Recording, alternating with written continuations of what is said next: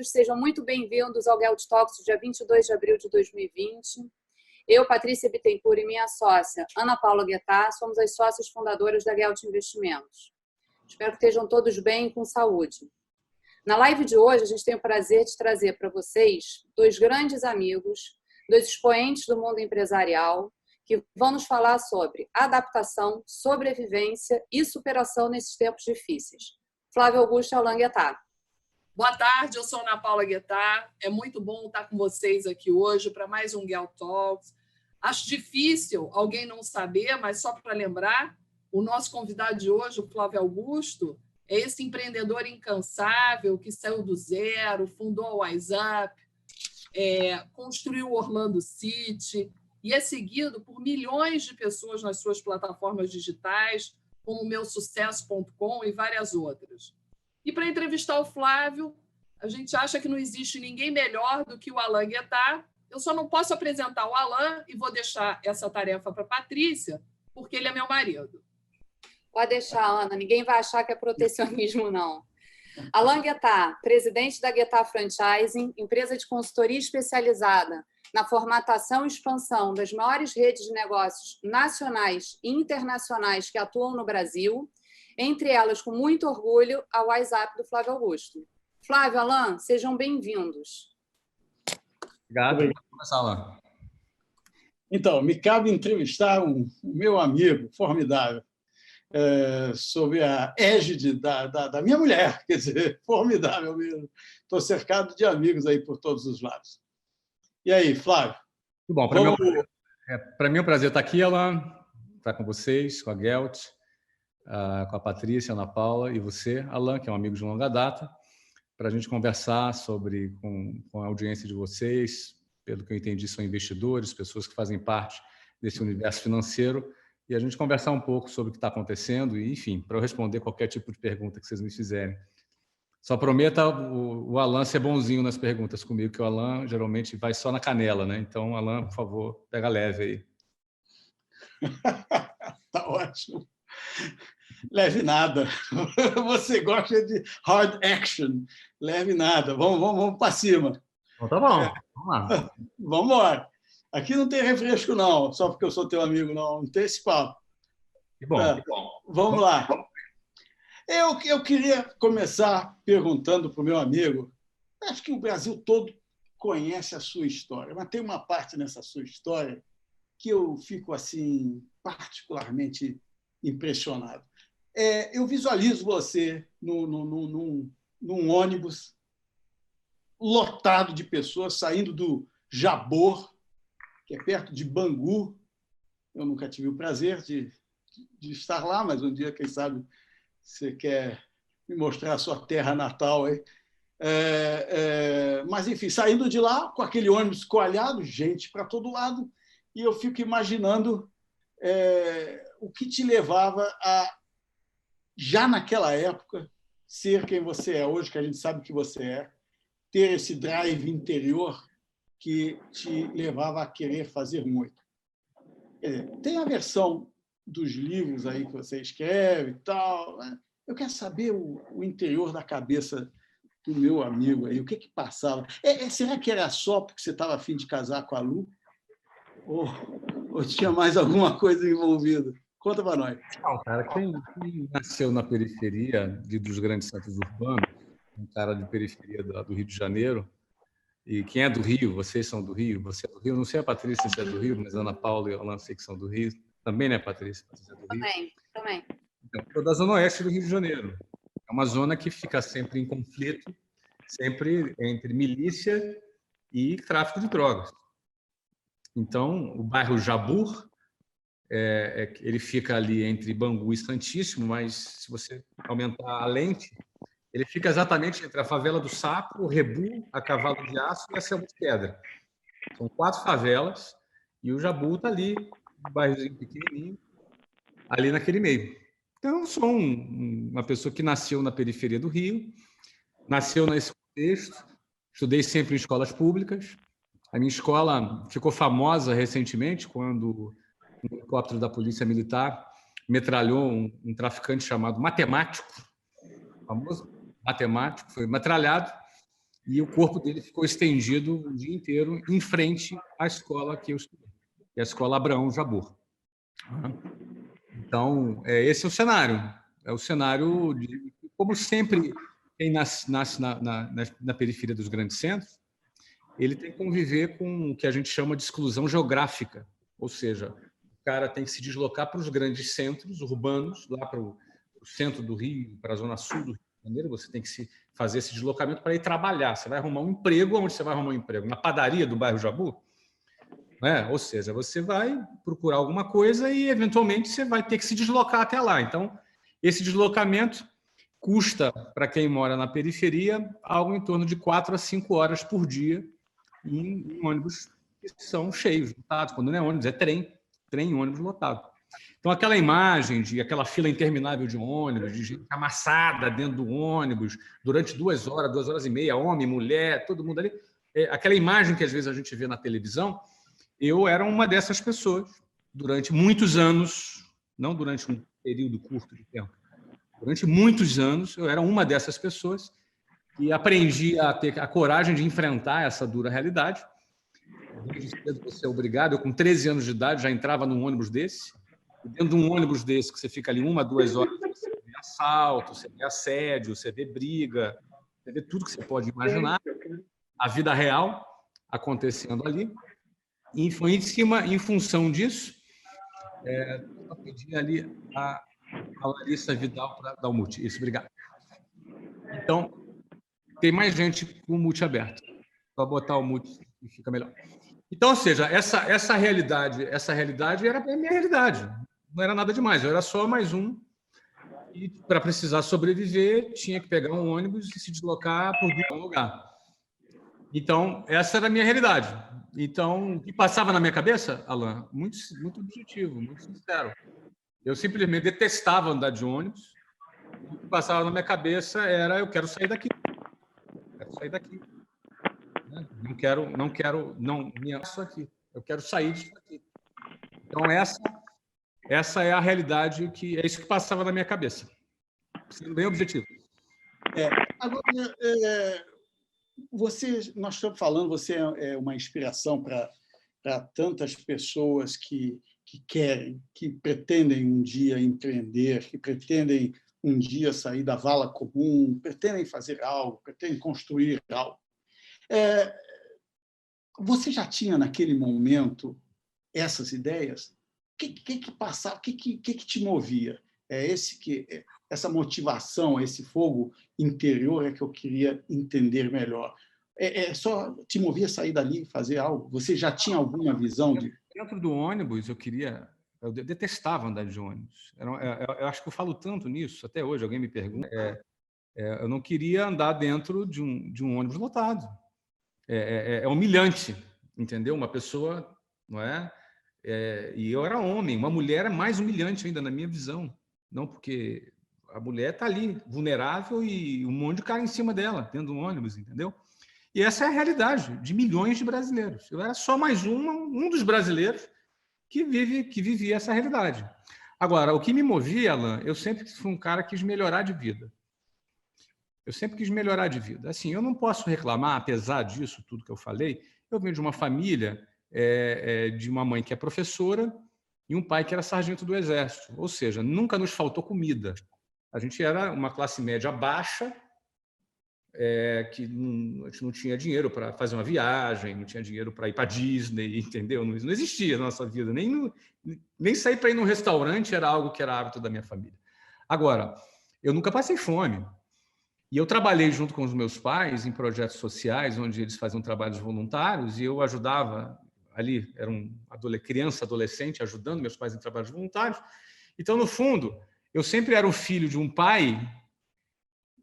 Bom, primeiro eu tinha pai, e a maioria das pessoas vulneráveis não tinham nem pai. Ou estava morto ou estava preso. Não é? E segundo, eu, além disso, era visto como um cara filho de pai rico. Porque primeiro eu tinha pai, segundo eu tinha o que comer. Então, eu aprendi a dar meus brinquedos de presente para as pessoas, ou seja, isso fez parte da minha infância e da minha adolescência. A partir do Só para concluir, a partir do meio da minha adolescência, eu comecei a ter a consciência de que eu queria melhorar de vida. Só que toda pessoa, e aí de qualquer pessoa, em especial quem está na periferia, por que eu dou essa ênfase? Tem referências muito baixas. As pessoas têm referenciais muito baixos. Então, até na hora de desejar algo melhor, você não é capaz de desejar algo além do que o teu cérebro é capaz de imaginar. Então, como você nesse ponto veio os heróis. Quem são os heróis dessas pessoas? Quem é o cara mais bem-sucedido? Será que é o traficante? Será que... Quer dizer, onde estão os modelos? Então, para mim, eu queria ser militar. Para mim isso para mim representaria meu crescimento, minha evolução. Eu queria ser militar. E, sendo militar, eu queria ser oficial das Forças Armadas. Então, ou seja, eu, dentro do meu objetivo de querer ser militar, eu mirei alto, eu quero ser oficial. E, para isso, não sei se todo mundo é familiarizado, existe anualmente uma prova, tanto para o Colégio Naval quanto para a Escola Naval, que é super concorrido. Uma prova no nível de dificuldade tipo do IME, do ITA, é sempre muito bem concorrido. E eu decidi me preparar para concurso. Eu quis me preparar para concurso e fazer esse concurso para entrar nas escolas militares. Aí foi quando eu comecei a entender onde eu estava, que a escola pública era fraca, que eu não estava preparado. Né? Minha mãe me botou numa escola longe, que eu andava 2h30 para chegar lá, dava o salário dela inteiro e no final do ano eu não fui aprovado, eu fui reprovado. E fui reprovado por quê? Eu fui reprovado porque eu não conseguia passar na prova. Eram 30 mil candidatos para 200 vagas, entendeu? 30 mil candidatos para 200 vagas, eu não conseguia estar entre os 200 primeiros. A defasagem era muito grande. Então, português, matemática, eu tomava pau geral. E aí foi quando eu fiz a segunda vez, mais um ano, minha mãe pagando o salário inteiro de todo mundo, fui para lá, etc. e tal. E aí também não passei. No terceiro ano eu fui passar. Então, com 15 anos de idade, eu saí de casa. Eu fui para a escola, fui lá para a escola, era interna essa escola, era no Colégio Naval, e eu fui lá para dentro. Ou seja, quando eu passei nesse concurso, aquilo para mim era o máximo. Aquilo para mim era o máximo. É claro que é uma carreira digna, eu tenho muitos amigos na Marinha, que hoje são quase almirantes já na Marinha, é uma carreira digna, mas aquilo ali era o máximo que minha visão conseguia alcançar, era a minha referência. Eu fiquei só 2 anos lá, eu fui expulso, né? Eu fui expulso 2 anos depois, por indisciplina. Eu tive a ocasião... Tu foi lá. Você foi para passou na nossa casa lá em Angra, a gente pegou e foi lá para... você recebeu a homenagem lá da escola onde você tinha sido expulso. Eu achei isso... Acho que um dos poucos alunos... um dos poucos alunos expulsos do Brasil que foi chamado para ser homenageado. Eu não conheço outro, realmente. Pois é. Mas o que acontece? Eu dou muita ênfase nisso todas as vezes que eu conto a minha história. Por quê? Porque, de fato, esse foi o momento que eu conseguiria tirar a defasagem, entendeu? A defasagem ela existia e eu conseguiria tirar essa defasagem. Certo? E eu estudei 3 anos para tirar e consegui. Isso foi muito importante para mim, foi super importante para mim, porque eu vi que eu conseguiria, que era capaz. Aquilo ali foi um marco para mim, muito interessante. Você se construiu ali, você conseguiu ver que se você atinge um objetivo quando você se determina, mesmo que ele seja maior. E essa base eu percebo, você, interessantemente, embora não tenha seguido, nós que tivemos essa aproximação profissional e depois como amizade, eu vejo que você tem uma base matemática razoável. Você deve ter feito um bem para você. Olha, vou falar essas coisas aí, que aquele problema que eu te dei aquele dia, você não conseguiu resolver. Eu tive que resolver para você. E você é bom de matemática, hein? Então a minha base é um pouquinho mais que resolvível, né? Olha, você confunde geometria com matemática. Eu gosto de matemática. O teu problema é a geometria, aquele negócio, é coisa. Mas não se preocupe, a gente está na mesma parte. E já que você está soltando os podres, por que você não fala o que aconteceu quando você me chamou para jogar xadrez? Crente que você ia me. Estou te provocando, porque você está muito bonzinho, você está me elogiando demais, entendeu, cara? Então, estou te provocando mesmo, entendeu? Nossa relação nunca foi sempre muito franca, muito violenta. E... Eu te falei, é verdade. É verdade. Mas então, é isso. Então, assim, o Colégio Naval representou isso para mim. Depois eu saí. Saí do Colégio Naval, voltei para casa. Quando eu saí mal, desmoralizado, expulso, filme queimado dentro de casa e comecei da estaca zero. E aí foi quando eu fui fazer, aí passei nas faculdades e tal, aí no final acabei largando tudo para vender curso de inglês. Esse passo foi um passo muito decisivo. Você entrou com vontade, com força, numa coisa que vender curso de inglês. Né? Você tinha passado na faculdade de informática e tal, não é? Em São Paulo, se não me engano, e aí você, de repente, tomou esse... Vou vender curso de inglês. E são coisas interessantes, porque, e nisso eu quero que você coloque um pouco das suas ideias, que eu gosto muito, sobre essa essência da venda. Eu também acho que ninguém que não vende consegue empreender. Eu acho que a questão da venda, de ser capaz de vender, que seja o que for, mas de vender, de entrar na cabeça das pessoas e conseguir essa empatia, conseguir entender o que o outro lado pensa e conseguir ajustar essa mensagem para as melhores necessidades da outra pessoa. Quer dizer, essa ideia de vender, de ser capaz e ter a energia da venda e ter a cara de pau da venda e ter a capacidade de encarar uma venda, que é uma coisa que ninguém aprende numa escola. Eu acho isso muito essencial no DNA do empreendedor. Você não concorda? Fala um pouco para nós. Não existe capitalismo sem venda. Não existe nenhuma empresa sem venda. Qualquer empresa que não venda, quebra. Ou se vende pouco, vai ficar na mediocridade. A venda é o que vai definir se a empresa quebra, fica na mediocridade ou se ela cresce. E a venda, infelizmente, muitas das vezes, ela é subestimada.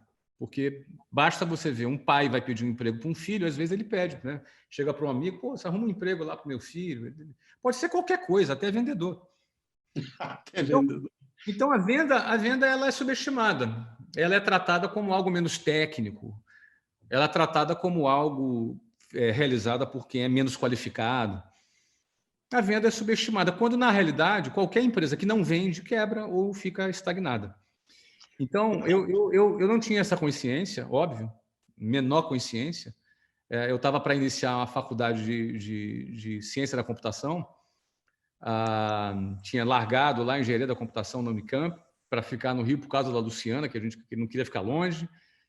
Ia fazer no fundo, isso é um love story, né? Quer dizer, é uma love story, exatamente. No fundo, a Lu eu sei que é o esteio, é a força aí. Eu gosto. Vocês são uma família maravilhosa. A Luciana foi. Eu tinha 19 anos, ela tinha 15 para 16 anos. Então, o que acontece?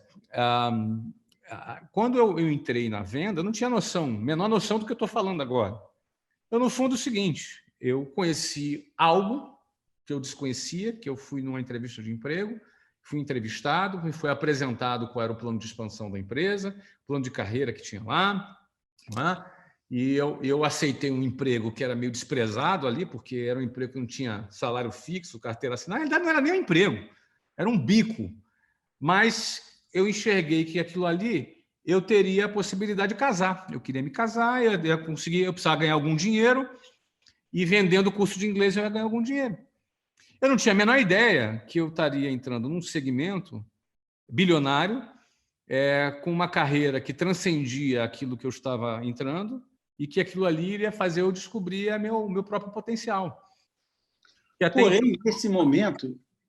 Porém, nesse momento, Flávio, você já mostrava um padrão de excelência pessoal. Já que eu estou fazendo isso, eu vou fazer isso o melhor possível, vou ser o melhor nisso, vou me dedicar integralmente nisso.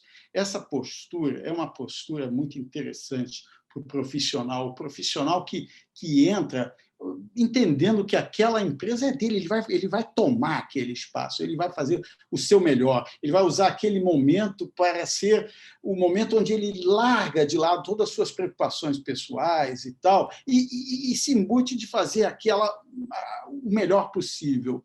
Né? Quem consegue fazer isso até nas menores funções, você vê duas, sei lá, recepcionistas, uma está lá agindo, dominando o seu espaço, outra está lá...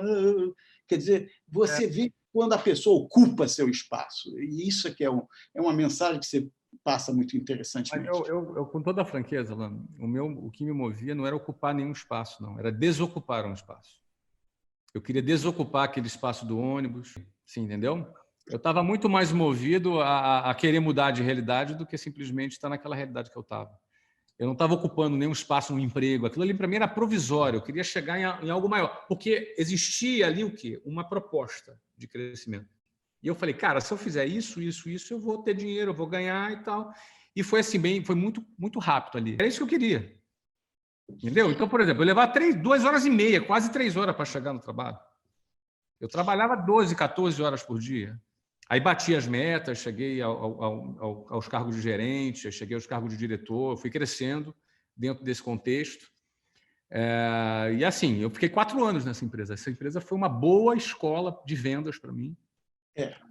Ao sair de profissional, quando você sai do profissional e dá o passo para o empreendedor, este é um passo muito peculiar, muito interessante, né? Quando você, bem ou mal, tá fazendo algo dentro de uma estrutura que é uma estrutura de terceiros, ainda que você esteja assim comissionado, assim que você consiga definir um espaço, é uma estrutura de... Esse passo de você sair de profissional, onde o que importa é esse aprendizado, e passar para o empreendedor, onde, como nós já tivemos ocasião de discutir, os 3 pilares são, né, ser, fazer e ter, né? E isso deu origem ao TBDH, não é? Que é o nome da sua holding. Então, esse passo, como é que você, depois que você entrou na dimensão ser e começou a ser, dominar, vender, saber fazer, né, ser, depois você fez, você teve acesso a algum tipo de capital, ainda que no seu caso, se não me engano, o teu capital foi um cheque especial aí, bem baratinho, mas você tinha acesso, ninguém te daria um cheque especial se você tivesse com 0, né? Você tinha um cheque especial porque você já tinha algo. E depois você começou a fazer, você começou a rodar essa espiral positiva. Conta um pouco como foi isso, como é essa transição que interessa a todos, profissional para empreendedor. Em 4 anos nessa empresa, eu entrei com 19, fiquei até 22, até o final de 22 anos. Então, fiquei 4 anos nessa empresa. Cresci muito nessa empresa. Eu comecei como vendedor, fui gerente de vendas, depois fui gerente de vendas sênior, depois eu fui diretor regional. Então, ou seja, com 22 anos, eu cuidava de uma região com 4 escolas dessa rede. Era uma rede pequena, de 30 escolas. Eu estava em franca ascensão. Dentro dessa rede, eu era o profissional número 1 da área de vendas que eu atuava. E eu ganhava bem, cara. Para aquela época, eu tinha 22 anos, 1994, eu ganhava muito bem, assim, para a minha realidade, para a minha referência. Não é? Eu ganhava R$7.000 por mês em 1994, de média. Era variável, né? Às vezes tinha meses que era mais, outros que era menos, mas em média, no ano, R$7.000 por mês. Isso era um salário muito alto para um garoto de 22 anos naquela ocasião. E em 1994, se você atualizar em valores de hoje, talvez na inflação, se for botar para dólar, dá mais ou menos R$35.000 por mês, talvez fosse uns R$50.000 por mês hoje. Uma excelente remuneração. Eu estava confortável. Eu já não estava mais morando no Jabu, estava morando em Botafogo, estava morando pertinho, pegava o metrô, rapidinho chegava, já tinha uma outra estrutura, tinha uma outra situação. Então, era um momento... Esse momento dessa transição que você explorasse. Esse é justamente o momento, Alan, em que as pessoas pensam assim, nossa, eu me esforcei muito para chegar até aqui, então agora eu vou aproveitar. E é normal, é intuitivo isso. Entendeu? Isso é intuitivo. A acomodação é algo intuitivo. O que não é intuitivo é você colocar isso em risco, entendeu? Então, num determinado momento, eu enxerguei que dentro da estrutura que eu estava, eu não teria mais futuro. Na realidade, eu não estava acreditando nem mais no futuro daquela empresa. E eu quero registrar aqui, porque eu estive presente, quando você convidou o dono dessa empresa, para trabalhar com você depois, que foi muito bonito, uma pessoa... 4 anos depois que a gente fundou o WhatsApp, a gente incorporou essa empresa. O Mário, que era o presidente da empresa, hoje trabalha comigo até hoje, é um grande parceiro. Grande parceiro. E agora, o que acontece? O que eu diria para você é que, naquele momento, é aquele que eu chamo de ponto de inflexão, né? Você vai para a direita ou vai para a esquerda. Naquele momento, é o momento que eu poderia ter ficado lá. Não, vamos aproveitar aqui. Agora vamos aproveitar. E eu, de fato, estava já aproveitando, bem no início de aproveitar. E aí, naquele momento, quando eu vi que não tinha, que o negócio... Eu falei, isso aqui, não acredito que isso aqui vá muito além do que vai. Eu vou ficar estagnado. Como é que vai ser daqui a um tempo? Eu quero acreditar num projeto melhor, num projeto maior. Não é? Aí, quando a gente acredita... O empreendedor é o cara que acha que vai alcançar algo maior e que, portanto, ele dá em troca o garantido dele. Ou seja, eu troco o meu certo por um duvidoso. Chama-se risco. É um tomador de risco. O técnico disso é risco, que é o oposto do que nós somos treinados na escola. Nós somos treinados a buscarmos estabilidade. A estabilidade ela é cultuada na sociedade, e aí eu fico imaginando o que passa na cabeça das pessoas que cultuam estabilidade quando passa por um Covid-19. Não é? Quando o mundo inteiro não sabe mais o que é estabilidade. Estabilidade é algo que simplesmente não existe. Na realidade, nunca existiu. É uma ilusão, é algo que entorpece as pessoas, a sensação de estabilidade e o sentimento intuitivo de acomodação. O sentimento intuitivo de me acomodar, nosso cérebro ele foi feito para isso, né? Nosso cérebro ele foi feito para economizar energia. A acomodação ela faz parte de um instinto de sobrevivência do ser humano. Por que eu vou correr risco quando eu tenho que posso aproveitar e desfrutar do que eu já conquistei? Então, no fundo, isso acontece muitas vezes na nossa vida, não é poucas vezes, não. Essa é uma dessas, né? Por exemplo, eu poderia dizer que eu larguei a faculdade para vender curso de inglês. Eu já estava empreendendo. A faculdade era o intuitivo. Eu larguei uma faculdade pública para ser vendedor. Absolutamente contra-intuitivo. Depois...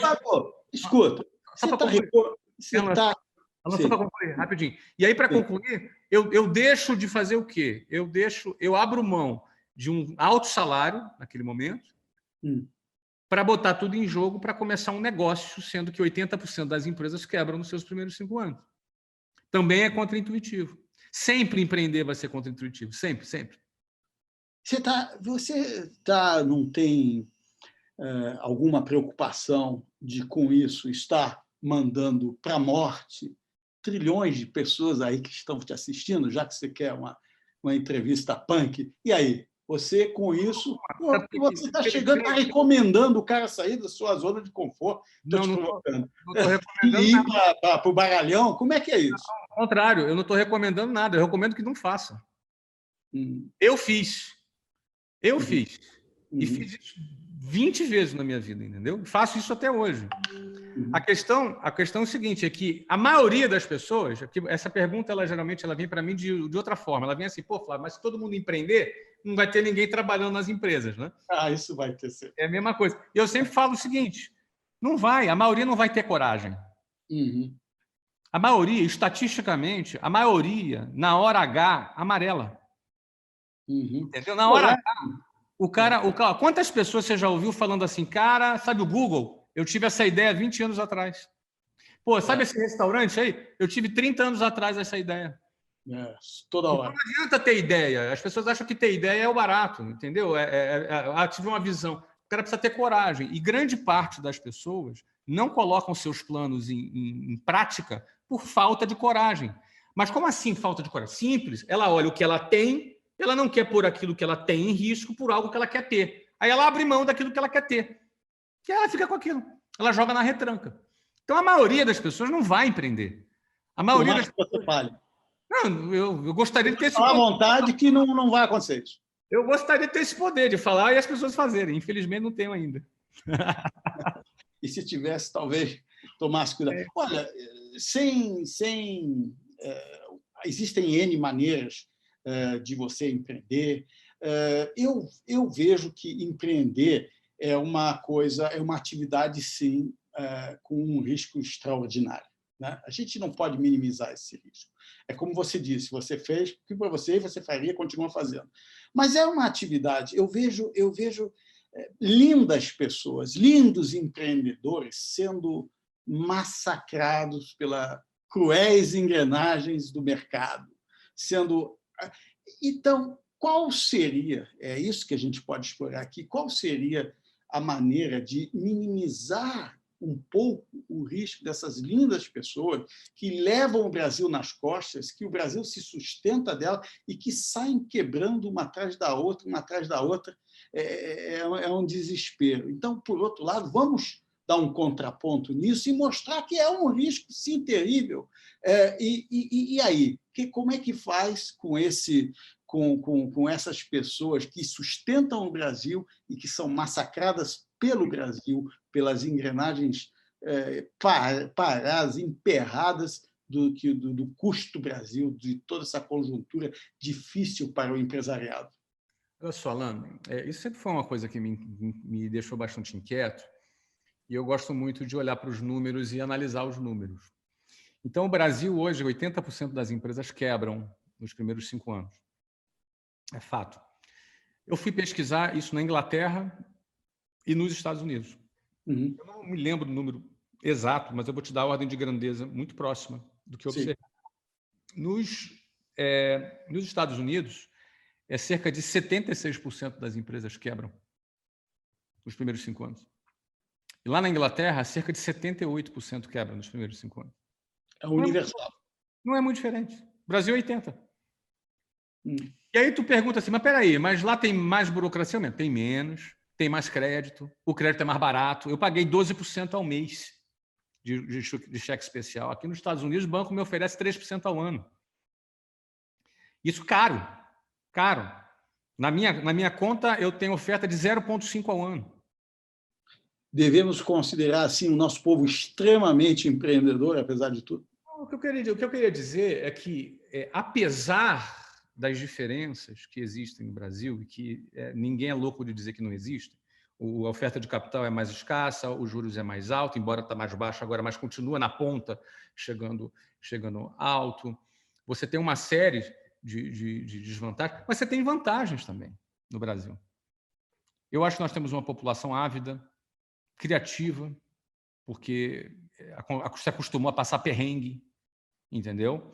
Eu acho que nós temos menos concorrência, menos oferta de produtos de qualidade, mais oportunidade, portanto, de empreender. Então, eu empreendo nos 2 lugares, empreendo nos Estados Unidos e empreendo no Brasil. Empreendo no Brasil há 25 anos, praticamente ininterruptamente, nesses 25 anos. Não é? E empreendo aqui nos Estados Unidos faz uns 6 anos, mais ou menos. Você quer dar um resuminho para quem está assistindo sobre as os marcos que você já empreendeu? Falar muito rapidamente, para quem não conhece, da WhatsApp, assim, depois foi como aconteceu o Orlando City, o meusucesso.com, etc. Dá um briefing rápido sobre isso. Deixa eu só terminar, Alan, de concluir a pergunta que você me fez sobre o empresário que sofre no Brasil. Então, eu diria para você que no Brasil se quebra 80% e nos outros países quebram 78%, o que define, então? Qual é a consequência? O que define uma pessoa empreender, seja no Brasil ou fora dele, dar certo? Essa é uma questão que assim, não dá para a gente ficar dizendo não, é culpa do país. O país tem muito problema. A gente tem que aprender, o empreendedor precisa aprender a empreender apesar do Brasil. Apesar dos políticos, apesar da burocracia, apesar dessa parafernália toda que a gente sabe que tem no Brasil. Você entendeu? Apesar disso tudo, a gente tem que aprender a empreender no Brasil. Então, eu sempre digo que o cara precisa aprender a vender. Tem que vender de forma ativa. Por exemplo, eu estou vendendo mais agora. Eu estou vendendo mais. Minhas empresas no Brasil estão vendendo mais agora do que antes da quarentena. Explica isso. Enfim, vou explicar. Agora, a questão é o seguinte, por que eu estou vendendo mais? Estou vendendo mais porque a gente não vai ficar...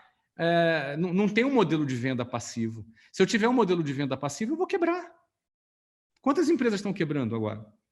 Quantas empresas hoje não estão acontecendo? Quantas empresas hoje não estão vendendo? Não está vendendo mais. Então, quando você aprende a vender de forma mais ativa, quando você aprende a entender uma equação de conversão de uma venda ativa, você fica menos refém de uma volatilidade da economia, você fica menos refém da burocracia, de todos os apesares que a gente sabe que tem no Brasil. Só que quando eu comecei a empreender, eu já sabia que era assim. Então não adianta eu ficar reclamando. Então eu tenho que vender apesar do Brasil. Apesar de tudo isso. Entendeu? Então é isso que, na minha opinião, é isso que falta no empreendedor brasileiro. A propósito, estamos no epicentro de uma pandemia extraordinária que está redefinindo as relações empresariais com os principais players econômicos do mundo. Como você está lidando com isso, com a tua rede, com os teus negócios? Fala para a gente. Olha, quando parou, quando fechou tudo, a empresa podia ter quebrado. Qualquer empresa pode quebrar nesse momento. Basta não ter caixa. Empresas grandes têm caixa. Eu tenho caixa. A minha empresa, a matriz tem caixa. Mas e os franqueados? O franqueado é um pequeno empreendedor. A média de caixa de uma pequena empresa é 23 dias. Uma empresa tem, em média, uma pequena empresa, em média, 23 dias de caixa sem faturar. E aí, quebraram todos os teus franqueados?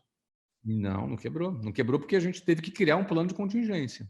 Conta para a gente esse segredo. Então, em primeiro lugar, é o seguinte, vamos analisar que escola ela tem uma carteira de recebíveis. Então, por exemplo, uma escola que tem 400 alunos, ela tem um contrato já de recebíveis com 400 alunos. A questão é o seguinte, é como fidelizar esse aluno num período de crise desse.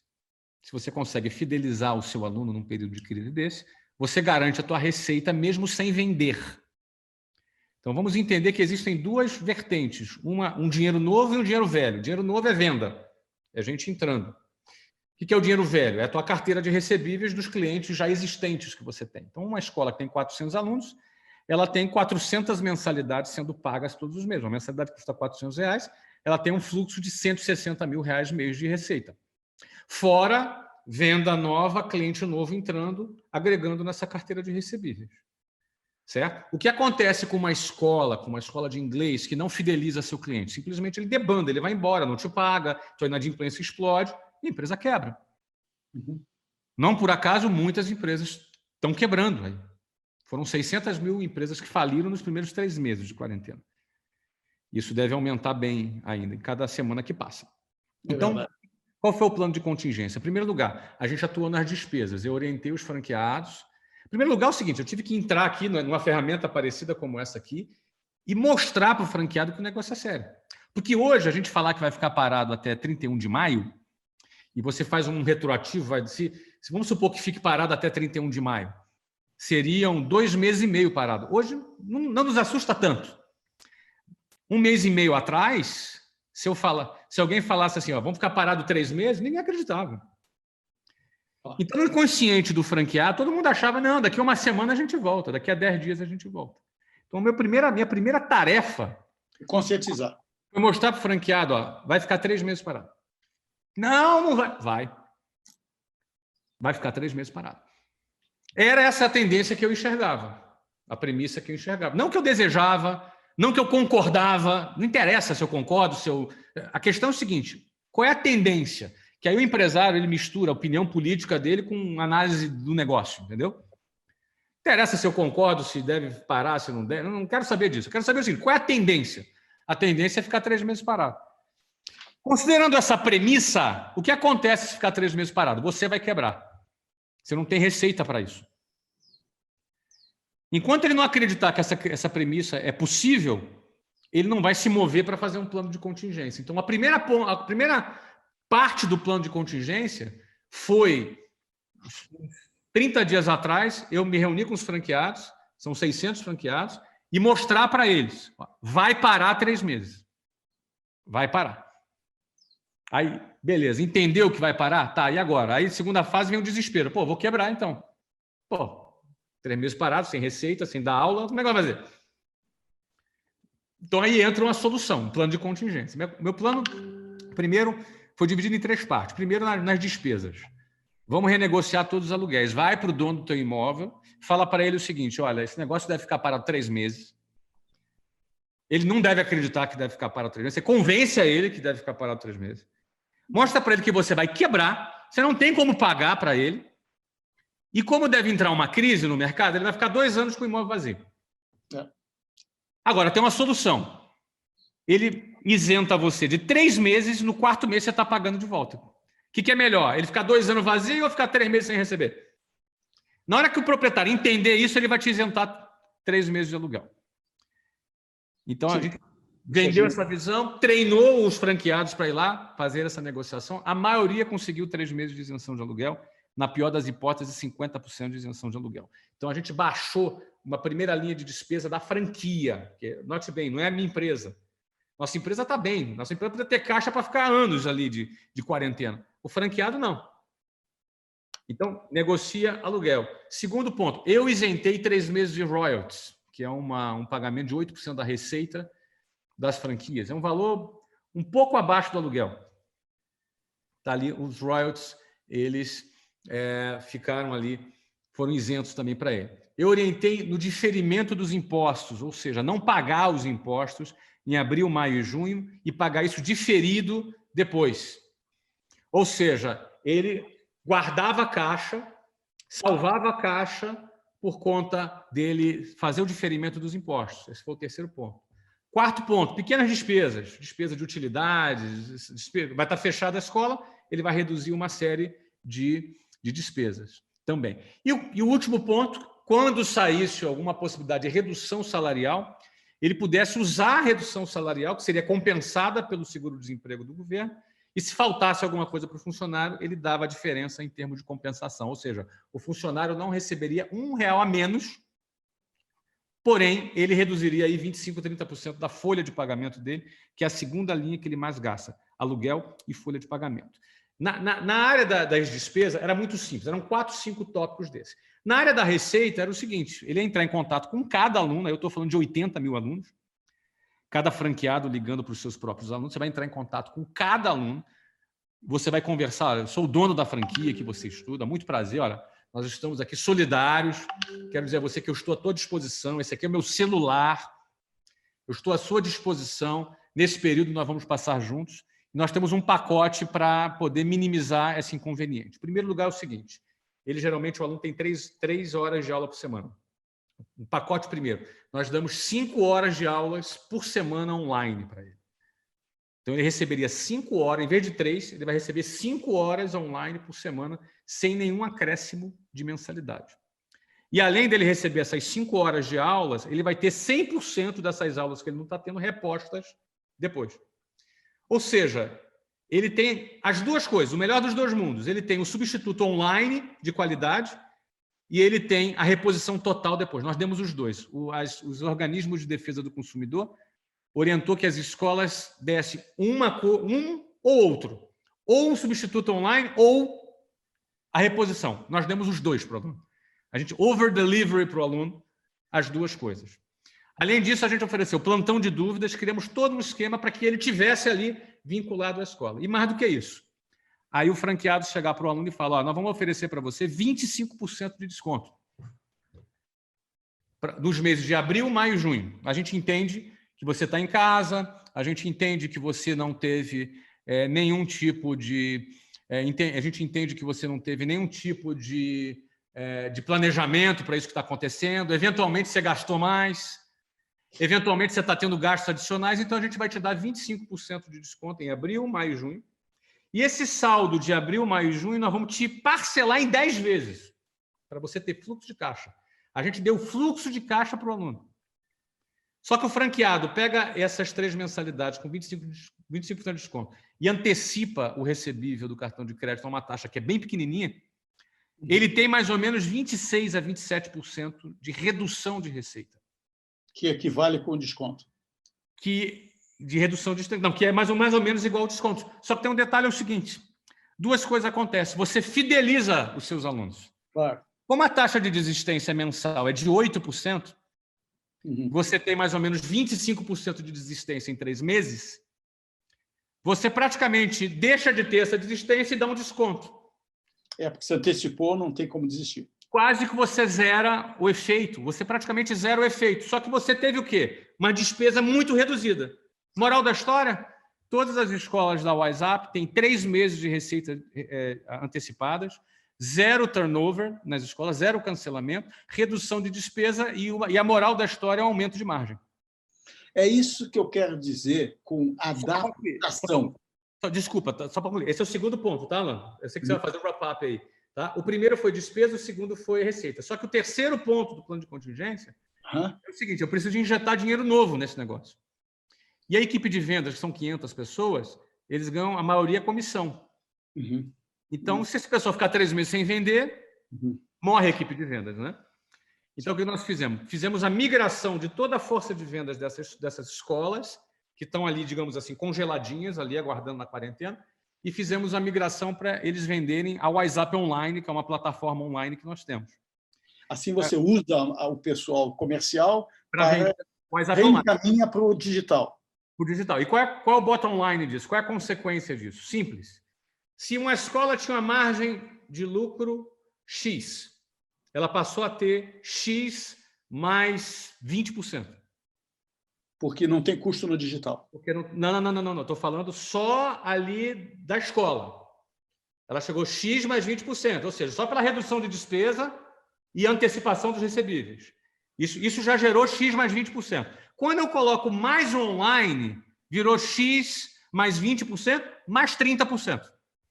Ou seja, as nossas escolas, todas as nossas franquias estão com 50% a mais de margem de lucro em plena pandemia. E eu tive 600% em aumento de vendas na nossa plataforma online. Porque é um bom momento na quarentena de estudar inglês, né? Exato. Ou seja, a consequência disso, o aluno ficou feliz, o franqueado ficou feliz e eu fiquei feliz. Então, esse foi o plano de contingência. Muito bem. Então, por falar nesse wrap-up, o tema nosso aqui é adaptação. É até quebrado em 2 partes, adapte e ação, né? Então, você está ilustrando como é que você fez essa adapte com ação dentro da WhatsApp. Está de parabéns, muito interessante. A gente veio conversando sobre isso, eu achei desde o início maravilhoso esse arranjo que você fez. O arranjo que simplesmente, por outro lado, te compra 3 meses, né? E aí? Você entende que o digital vai continuar tomando a frente? Se isso continuar, o digital vai tomando a frente aos poucos, você vai fazer uma migração para plataformas cada vez mais digitais, ou você entende que o figital, a gente chama, né, de figital, é o misto de físico com digital, híbrido de físico com digital, é que vai ser a tônica maior. Porque físico puro tem lá o seu espaço de mercado, né? Mas nesse momento está muito difícil. Vamos lá, Alan. A gente tem 2 produtos e eles são completamente diferentes um do outro, não são, inclusive, concorrentes. Nós temos o produto da WhatsApp nas franquias, que é um produto digital. Tá? Ele é físico e digital.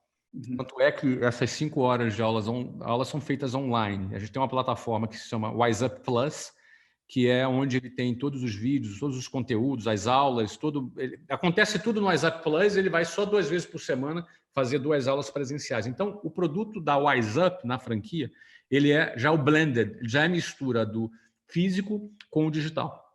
Ele já é assim, ele já é o blended. O produto da franquia já é blended.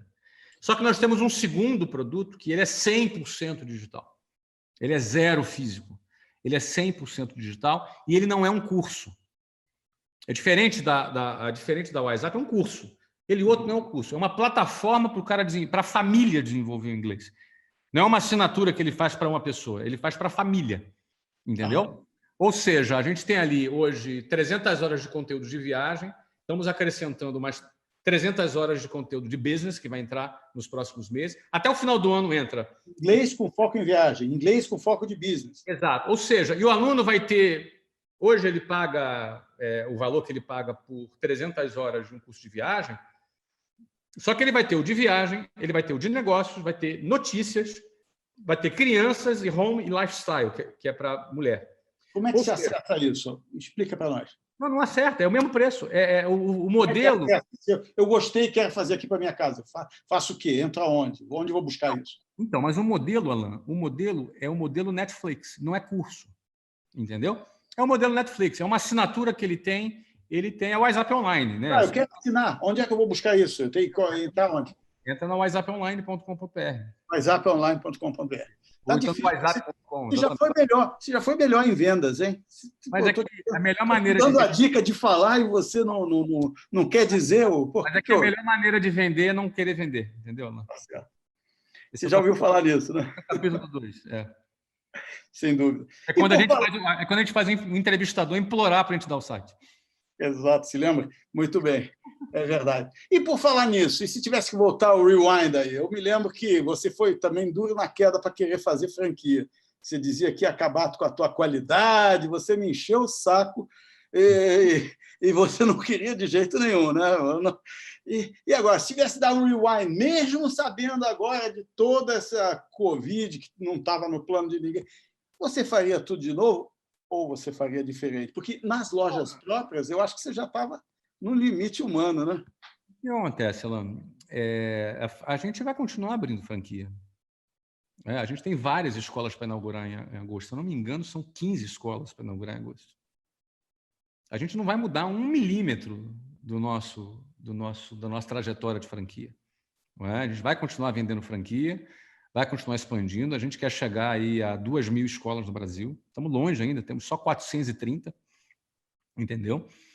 É um bom começo. São produtos diferentes, entendeu? É igual o livro físico e o e-book. É o mesmo conteúdo, entendeu? Mas tem gente que não gosta do e-book, tem gente que gosta do livro físico. É que, óbvio, falar hoje que o online é melhor, na época que está todo mundo de quarentena, é óbvio. Não é que é melhor, é a única opção. Não é? Mas o físico acaba fazendo diferença. A gente não vai ficar de quarentena o resto da vida. Claro. Entendeu? Essa situação vai passar. Vai ter custo, vai ter rastro, vai ter custo econômico, a economia vai sofrer, mas ela vai passar.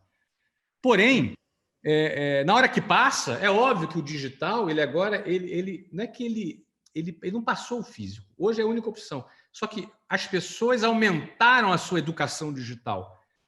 Várias pessoas de 60 anos de idade que não entravam, não gostavam de internet, hoje está na internet. Entendeu? A gente acha que deve ter ganho aí uns 10 anos de educação digital, de digitalização do mercado. Então, na realidade, isso é uma ampliação do mercado. De certa forma, esse vírus acelerou, foi um acelerador de tendências, não é verdade? Isso mesmo. Coisas que já existiam, as tendências estavam todas aí muito claras. Concordo 100% contigo, é isso mesmo. Nossas formatações eram 100% digitais, já envolvia no nascimento. Agora, a gente sempre tem resistência em mudanças. Você mencionou um fato, é um fato que eu conto muito. Quando eu tinha 24 escolas próprias, e você é um cara que a gente já se conhece esses anos todos, já tem 20 e poucos anos aí que a gente se conhece, você era um cara que me incentivava a fazer franquia, e eu sempre fui resistente. Por quê? A gente é sempre resistente a mudar. O coronavírus fez isso, ele impôs mudanças para a sociedade. Entendeu? Aquela pessoa que estava resistente, ela foi imposto para ela que ela fizesse essas mudanças, percebe? E naquela época, até o momento que eu cedi, eu abri franquia, já cansei de dizer, graças a você, graças à sua orientação, e a gente fez franquia, e hoje faz franquia até hoje, e pretende continuar fazendo franquia. Não é? Franchise é um instrumento maravilhoso, né? Quando bem formatado, quando as coisas funcionam, é um instrumento fantástico, né? Porque as pessoas, né? Qual a alternativa de você democratizar o acesso às oportunidades? E eu acho até que durante essa pandemia vai acelerar a compreensão de que sistemas ou de franquia mesmo, ou de para-franquias, como se franquias fossem, vão ser cada vez mais utilizadas. Eu acho que vai haver uma revisão das relações de trabalho. As pessoas estão compreendendo que o seu castelo, Minha Casa Minha Vida, você pode ser um núcleo, você pode ser uma célula de trabalho independente e se conectar com redes. De certa forma, o trabalho em redes, a percepção da sociedade como níveis sucessivos e subsequentes de redes, está ganhando força, foi acelerada com essa coisa toda. Como você vê a mudança qualitativa da era pós-corona nas relações de trabalho? Olha, eu penso que as pessoas desmistificaram o home office. Acho que algumas pessoas pensaram, pô, isso aqui é legal, hein? Pô, se pudesse continuar assim, ia ser legal. Eu acho que empresas desmistificaram home office. Empresas pensaram assim, cara, por que eu gasto tanto com estrutura física se eu poderia ter 25% da minha equipe em home office? Pô, o pessoal está produzindo... Tem gente falando assim, pô, tem gente produzindo melhor do que quando não era home office. Já tem empresa, por exemplo, certamente pensando, olha, eu vou reduzir. Se essa moda de home office pega, você vai começar a ver, por exemplo, projetos arquitetônicos sendo desenvolvidos pensando no home office, que hoje não acontece. Você vai começar a ver imóveis que têm projeto de home office podem ser mais valorizados no mercado imobiliário. Você vai ver, por exemplo, que grandes espaços empresariais, muito grandes, eventualmente vão ter um metro quadrado mais barato, porque vai ter uma procura menor. Talvez as empresas de escritórios virtuais, de coworking, valorizem mais o seu metro quadrado, porque vai ter uma procura maior. Ou seja, qual é o impacto do mercado imobiliário na cultura do home office? A gente está imaginando aqui. Sem dúvida.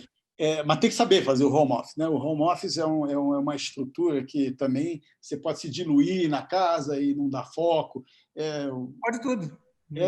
Tem que saber. Tem que ser um lugar isolado, tem que ser uma célula de trabalho planejada para se... Tem cara que não tem foco no escritório também.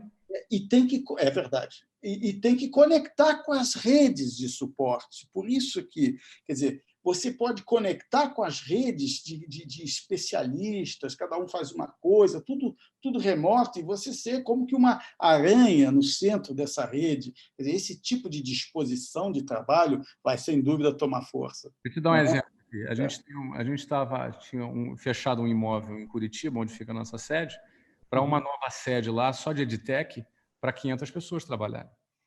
Já. O líder desse projeto já veio abrir o job comigo. Ó, Flávio, eu queria discutir o fato de a gente não ter essa nova sede. Quem é? O Hélio? Quem é? O Léo. O Léo. Eu não estou dizendo que a gente vai bater o martelo. Eu não estou dizendo que a gente vai bater o martelo se vai ter ou se não vai ter. Mas a gente abriu o job para pensar. E se não tiver? Como é que seria? Abriu a cabeça. Porque a gente abriu, o Covid abriu no nosso cérebro essas janelas, entendeu? A possibilidade de você fazer a mesma coisa de forma diferente. Isso eu estou falando só no âmbito do imobiliário, do home office. Outras mudanças, por exemplo, não tem por que o teleatendimento de medicina não vingar. Os conselhos resistiram muito, os teleatendimentos. Não tem por que o médico não poder fazer uma consulta, um psicólogo não fazer uma terapia à distância. Teoricamente, os conselhos não permitem. Não tem por que não aprovar o homeschool. O projeto de homeschool. Meus filhos fazem homeschool aqui nos Estados Unidos, é a nossa opção. Não tem por que essa possibilidade não ser dada a quem tiver interesse nela. Vai dar uma destravada, né? Vai dar uma destravada nessas coisas todas. Pois é, aí você começa a ter oportunidades de negócio. Oportunidades de negócio. E negócios que se tornam cada vez menores, mais acessíveis. Desde sempre, nós que trabalhamos com franchise, a gente já há muito tempo tem essa tendência de miniaturização, né? De tornar um negócio cada vez mais compacto, menor, para que a gente não vende só o produto final, a gente vende também outra coisa intermediária chamada franquia. Então, essa franquia, quanto melhor, quanto menor, mais compacta, mais racionalizada, mais acessível, melhor.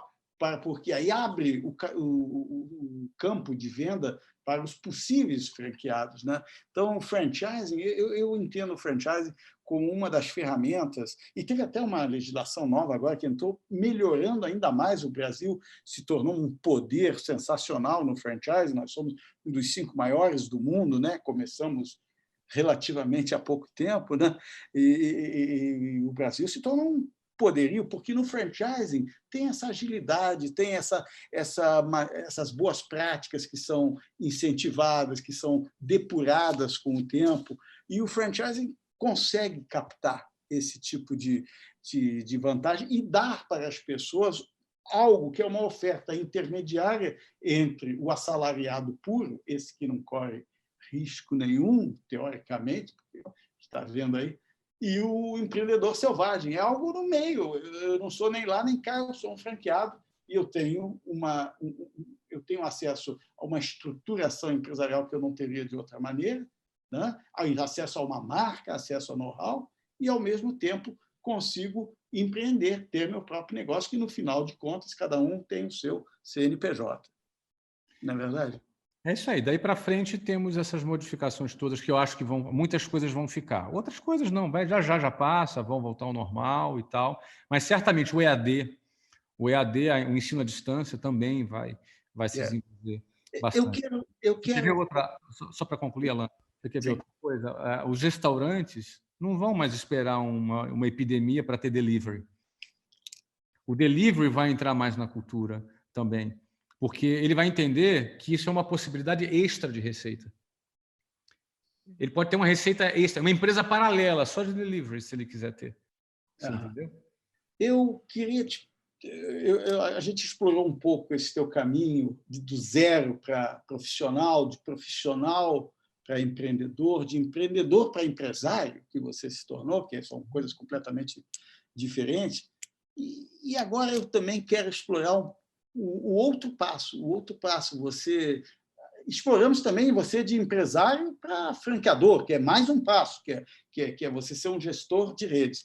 Agora, o passo final que eu queria que você nos falasse um pouco é você como investidor, como gestor de recursos, como gestor de riscos. Quais são as suas percepções? Como é que você entende as oportunidades que sempre seguem na esteira de uma crise, né? Como é sempre... A crise traz oportunidades, claro, mas também como você tem que, fundamentalmente, proteger e tentar alguma blindagem do principal do seu patrimônio. Como é que você, já agora, nessa outra função de investidor, você está agindo nesse momento? Estamos falando isso, deixa eu aproveitar, porque somos os auspícios do nosso host, da Gelt Investimentos, que essa eu sei. Ana Paula não quis me apresentar, que disse que era protecionismo, mas eu, pelo menos, apresento ela. Pô. Ela é formidável. Aliás, eu nem sei o que acontece com o meu dinheiro, eu dou tudo a ela, depois, e quando eu vejo, fica bom, mas enfim. Está em boas mãos. Está em boas mãos. Boas mãos. Está em boas mãos. Fala um pouco como é que você... Então, qual é a sua visão de investimento? Eu tenho uma tese de investimentos. Eu sou um cara muito agressivo, não é? Então eu invisto nos meus negócios.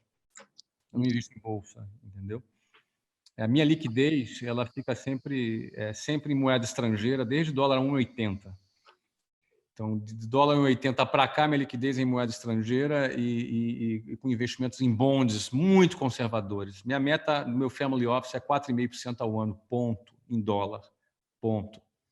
É uma meta basicamente bonds. Eu empresto dinheiro para governo. Então, o que você vê como possibilidades, oportunidades nesse momento? Assim, é muito complicado. Eu vou sempre responder dentro da minha visão, do meu viés. Né? O meu viés é um viés empreendedor. É um viés empreendedor. Como viés do empreendedor... Antes de mais nada, acredita em si mesmo. Exatamente. Como viés de empreendedor, eu vou aplicar o meu capital de risco em cima dos meus negócios, em aquisições, em investimentos de novos produtos, que é aí onde, por exemplo, a gente conseguiu e consegue ter o que muito acima do mercado, bem acima do mercado. Eu estou falando. Eu me lembro quando eu xinguei você bastante, que você recusou você se lembra? Você recusou uma proposta de 200 milhões. Proposta, 200 milhões de dólares, né? Reais. Aí você recusou. Falei, poxa, você tinha que aceitar. Depois a gente faz outra WhatsApp aí do zero, tranquilamente, não precisa. E aí você, no final, tinha razão. Conta um pouco. Quer dizer, são opções financeiras que você Mas é basicamente isso, né? A minha empresa, por exemplo, até hoje, uma empresa que existe há 25 anos, ela cresce mais de 50% ao ano. Entendeu? Ela cresce mais de 50% ao ano. Pau a pau só com o coronavírus. Como é que é? Pau a pau só com o coronavírus, em termos de crescimento. Exatamente. A gente cresce 50% ao ano. As nossas edtechs crescem 150% ao ano. Formidável. E as nossas edtechs agora decolaram. Elas aumentaram vendas em 600%. Então, isso se traduz, para mim, em equity. O meu foco, a minha gestão é orientada para equity, entendeu? A minha gestão. E você é um cara, Alan, que é responsável por isso. Você, para quem não sabe, gente, deixa eu aproveitar e falar um pouco do Alan aqui. O Alan é um amigo de muitos anos, de 24 anos já, né? Isso, conheci você em 96. 24 anos. O Alan me conheceu quando eu tinha meia dúzia de escola. Então, o Alan é responsável por eu ter feito franquia.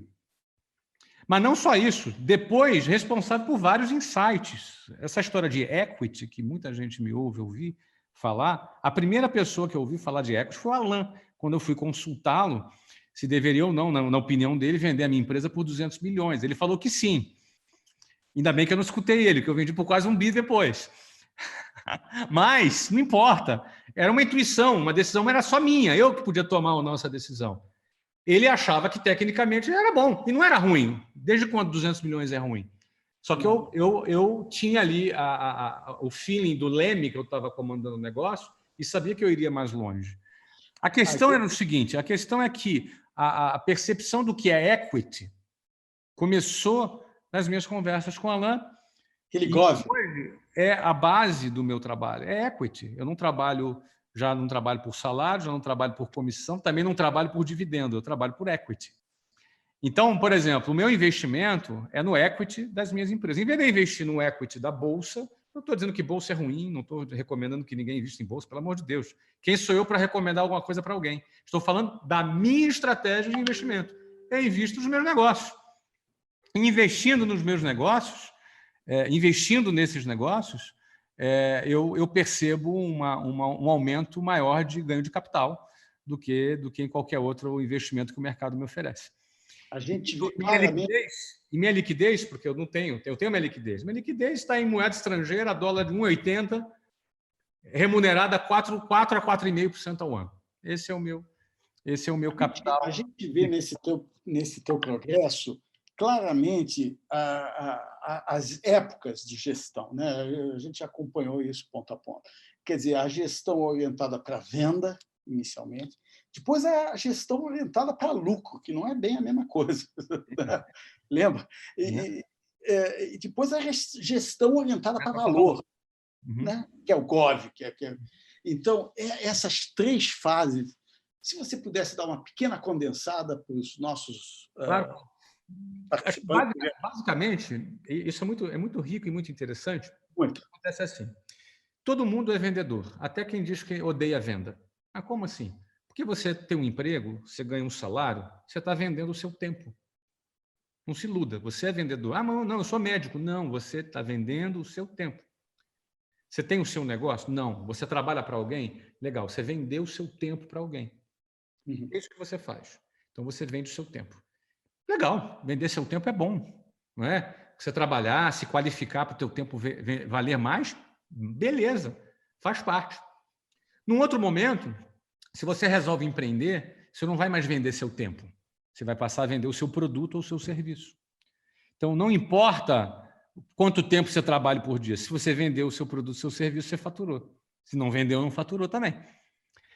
Ou seja, como você pode contratar 20 pessoas, 100 pessoas, 1.000 pessoas, 5.000 pessoas para vender o seu produto, você tem mais escala. Porque quando você vende o seu tempo, você só tem 24 horas. Justo.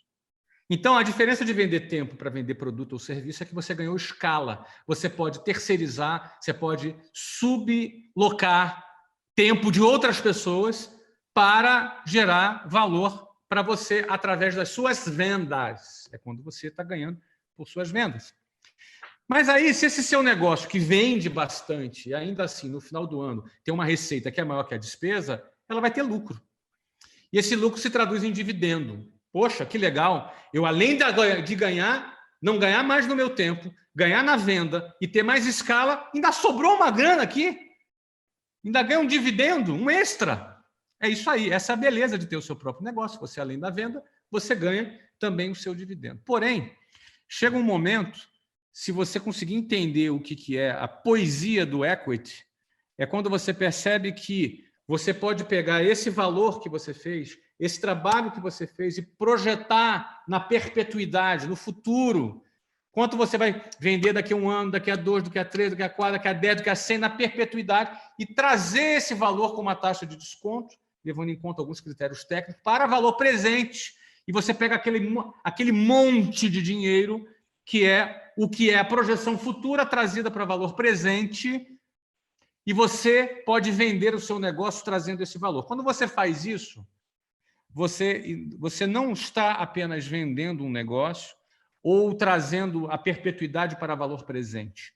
Você está fazendo algo que só Einstein disse que era possível fazer, que é a teoria da relatividade. Você comprou tempo.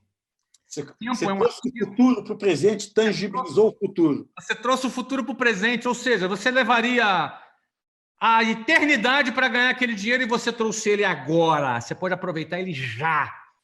Você comprou o tempo, ou seja, a pergunta que eu faço é a seguinte: se você estivesse no leito de morte e você sabia que é teu último dia de vida, quanto você pagaria por mais 1 ano de vida?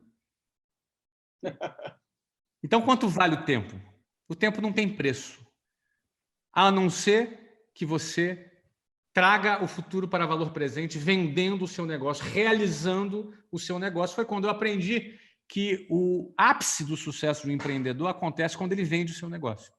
Esse é o ápice do sucesso do empreendedor, porque é quando ele criou algo que não existia, mas que criou o valor a ponto de alguém resolver pagar por aquilo, a ponto de antecipar a perpetuidade para o valor presente, e você que levaria, de repente, 20 anos para ganhar 1 bilhão, você tem 1 bilhão depositado na sua conta em 1 segundo, numa TED. Pá! Lá na sua TED. Pum! Muito bom, né? O nome disso se chama... Só 2 dias. O nome disso se chama geração de valor. Geração de valor. Está no mute, não fala. A gente está com algumas perguntas aqui, Alan. Mas, Alan, você quer acabar de falar e a gente entra nas perguntas? Não, vamos nas perguntas, a gente interage. Então, tem uma pergunta aqui para o Flávio, que é: qual a desvantagem? Qual a sua desvantagem, Flávio, que você considera ter sido uma grande vantagem no seu momento aí empreendedor, que é do 0 até hoje, né? Mas isso desde o início ou agora? Não deu para entender. A pergunta foi vaga, genérica. Mas né? Eu acho que, de repente, você pode identificar uma desvantagem. Isso te gerou uma vantagem. Eu acho que todas as privações que eu passei são vantagens, né? Todas as privações que eu passei me fizeram ter vontade de mudar. Eu nunca parei, né? Eu nunca parei. Eu sempre fui um cara que... Até hoje eu não parei. Eu continuo, tenho um monte de projeto para fazer, enfim. Até algumas pessoas me perguntam por que eu faço isso se eu não preciso mais trabalhar. E aí eu geralmente respondo que geralmente quem me pergunta isso é o cara que odeia trabalhar. Porque, no fundo, a pergunta do cara é a seguinte: como pode alguém que tem dinheiro fazer essa coisa medonha que é trabalhar? É mais ou menos isso, né? É o cara que odeia trabalhar. E, no fundo, eu digo, o que é precisar trabalhar? Precisar trabalhar para pagar boleto? Eu preciso trabalhar.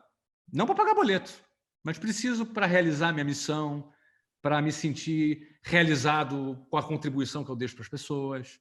Eu preciso trabalhar, eu preciso estar aqui.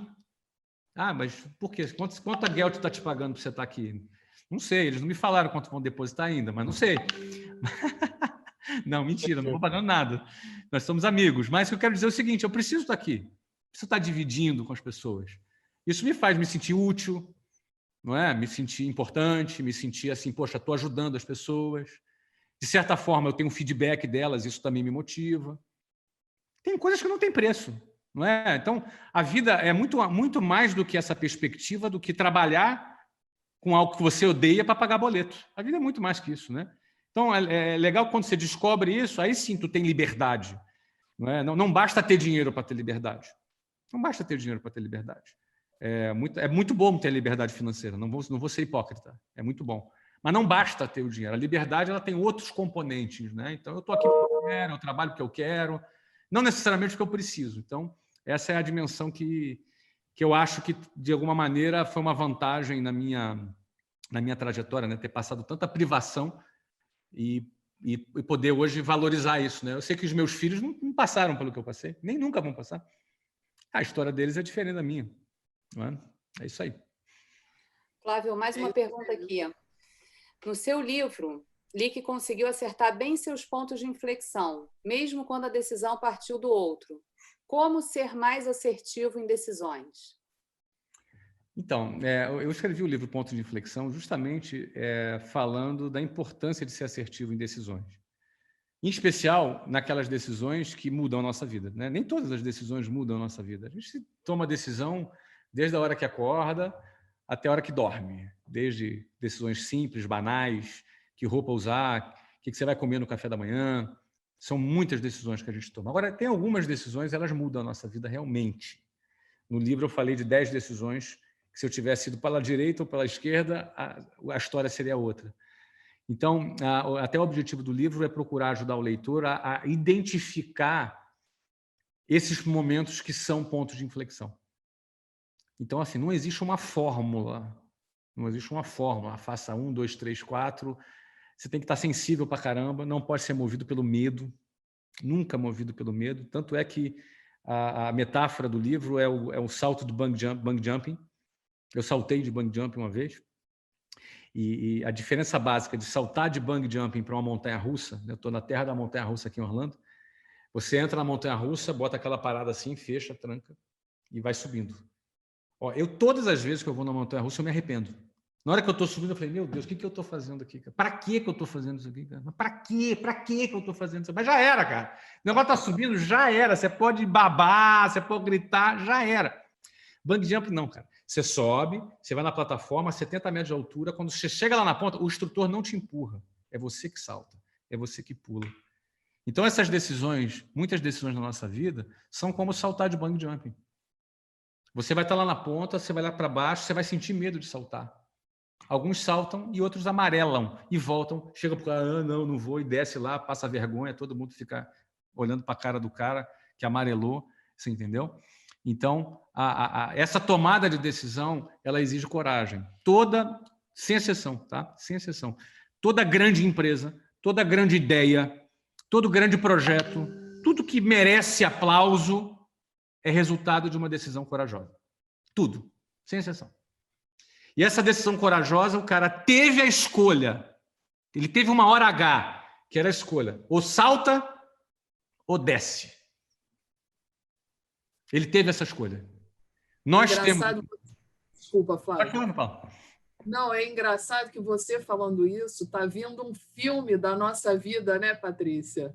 Dessa vida recente aí de empreendedorismo, de cair, pular do bungee jump, e aí você realmente claro que a gente tinha toda uma história e a gente sabia que podia ter sucesso, mas essa coisa de empreender, de ter a coragem, de montar uma empresa numa época que a gente estava aí, como é que era? A gente não sabia quem é que vinha na época da eleição presidencial. Então, você está falando, está me vindo um filme que realmente tem que ter coragem. Não é brincadeira, não. Empreender... Não, coragem. E precisa mesmo ter coragem, porque você olha, pô, para que eu vou correr esse risco de repente? Ah, tá bom do jeito que tá, tá tudo certo. Aí você se convence, aí você se acomoda. Só que o tempo passa, aí você se arrepende. Perde a oportunidade, né? Você vê que alguém fez, entendeu? Aí É. você, eu poderia ter feito, já era. A vida é uma só. Essa dor de cotovelo é horrível. Muito ruim. O que poderia, né? Nossa, isso acontece direto. Todo dia alguém fala assim, poxa, eu poderia ter feito isso, não fiz. E eu acho que a realização pessoal de quando você empreende, toma um risco, é corajoso, e quando você consegue atingir o sucesso, não tem preço. Exatamente. Agora, também tem um outro contraponto. É a pessoa, então, legal, vou saltar. E salta sem a corda. Vai de cara no chão. Então, não é fazer por fazer. Por exemplo, as pessoas às vezes falam, pô, cara, o cara pegou 20 mil reais no cheque especial, abriu um curso de inglês, sem saber falar inglês ainda. Pô, como é maluco esse cara? É menos loucura do que parecia. Porque eu já trabalhava 4 anos no setor. Eu já tinha uma equipe montada, bacana que eu montei. Eu sabia vender pra caramba. Eu vendia 600 matrículas por mês antes de eu abrir. E para eu dar certo, eu só precisava vender 100. Eu precisava vender 6 vezes menos do que a minha média de venda para dar certo. Entendeu? Então, é menos loucura do que parecia. Eu só peguei aquela grana no cheque especial que eu não tinha outra fonte. Infelizmente, não tinha outra fonte. Esse preparo é tudo, né? Esse preparo é muita coisa. É muita coisa. Aprender antes de empreender. Aliás, isso é uma dica que eu costumo dar. A pessoa me pergunta, antes de abrir uma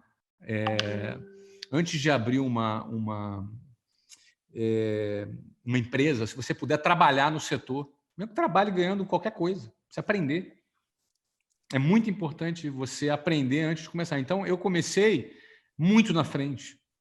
Ó, na boa, foi muito fácil eu dar certo na minha primeira escola. Com toda a franqueza. Nenhuma dificuldade. Foi muito fácil. A segunda foi muito fácil. Na verdade, até as 24 foram fáceis. E aí, quando eu abri 24, eu estava quase morrendo, viajando pra caramba, não aguentava mais. Eu queria abrir 100. E aí eu decidi pivotar para a franquia. Foi quando eu conheci o Alan. E aí começou uma nova história. Mas a coragem, ela é fundamental, porque a coragem é que ela define colocar em prática. A palavra coragem... Aí só para finalizar, depois tem que ter competência. Né? Tem que ter a visão, isso é o tripé que eu costumo usar. Tem que ter a visão, aí depois tem que ter a coragem, e por fim a competência. A competência em quê? Principalmente em vendas, e também na área técnica, a que se refere à sua empresa, né? Coragem é uma palavra que vem de coração, é uma coisa do íntimo, né? Um negócio teu ali que você tem, em determinados momentos você tem. E ela, quando um preparo coordenado antecede essa coragem, as chances, como você diz, melhoram muito, e essa é uma importante mensagem para a gente deixar aqui para os nossos participantes. E por falar em coração, valeu. A gente gosta de você, garoto. Obrigado. Eu posso falar garoto porque eu conheci ele que você tinha uns 26 anos. Né? Pô, você é craque. É muito bom estar com você. Já estou velhinho já. Agora eu nem mais me considero seu consultor. Agora eu que te ligo. Pô, cara, o que eu faço aqui agora? A gente troca boas ideias, Alan. A gente troca boas ideias. A gente troca ótimas ideias. Maravilhoso. Muito bom estar com você. Eu espero que tenha sido rico para todos. E eu queria agradecer os nossos hosts pela oportunidade, pela gentileza de abrigar esse conteúdo tão rico que a gente passou hoje. Passo a palavra para a Patrícia. O Flávio tem um pedido aqui que até eu quero isso, vou te pedir depois, para se você puder mandar para a gente, assim, claro que o teu livro a gente já leu, temos aqui, Alan, poxa, isso aí no D0. Mas depois a gente vai indicar para... Muita gente está pedindo indicações de livros, fora o seu, porque muitos dos nossos clientes já leram você. Aí depois uma listinha eu vou mandar. Tem vários aqui pedindo, aí a gente vai mandar. Eu mando para vocês, sim. Muito obrigado, Paulo. Ana Paula, Patrícia, muito obrigado. Prazer, Patrícia, eu não te conhecia ainda. Parabéns aí pela iniciativa. Se conhecendo pelas novas tecnologias, foi um prazer enorme. Parabéns, parabéns. pela coragem. Estou sabendo que vocês estão arrebentando, ganhando prêmio também, né? Gelt está arrebentando, hein? Parabéns. Muito legal. Obrigada, Flávio. Patrícia e eu trabalhamos aí ao mesmo tempo que você conhece o Alain. Olha, Trabalhamos juntas, ombro a ombro, há 25 anos, desde 1995. é bom. Foi aí um segundo casamento que deu muito certo aí na minha vida e na dela. Que ótimo, então. Então, obrigado também, pessoal que está assistindo aí. Um abraço a vocês, desejo saúde, que dê tudo certo nos seus negócios e que esse nosso papo aqui possa ter ajudado de alguma maneira. É isso aí, obrigado. Sem sombra de dúvida, ajudou, Flávio. A gente quer agradecer imensamente o privilégio de ter tido vocês aqui no mais um Gel Talks. Queria avisar que daqui a pouco a gente vai subir o conteúdo dessas informações, insights, conhecimentos para o nosso canal de YouTube da Gelt. E aproveitem até para se inscreverem, compartilhar. E, poxa, uma oportunidade de ter vocês dois aqui com a gente. E, mais uma vez, também o nosso agradecimento especial a quem está participando, os nossos clientes, amigos que estão aqui nos assistindo. Flávio, sem palavras para te agradecer o seu tempo aí, você realmente é um amigo da casa. E a Alain também, muito obrigada. A esposa nunca agradece. Valeu o papo, Alain. Obrigado por estar conosco. Eu estou sempre aqui com vocês, não adianta nada. É para você o agradecimento, Flávio. Beijo a todos. Tchau, gente. Um abraço, hein? Até mais. Beijão. Tchau.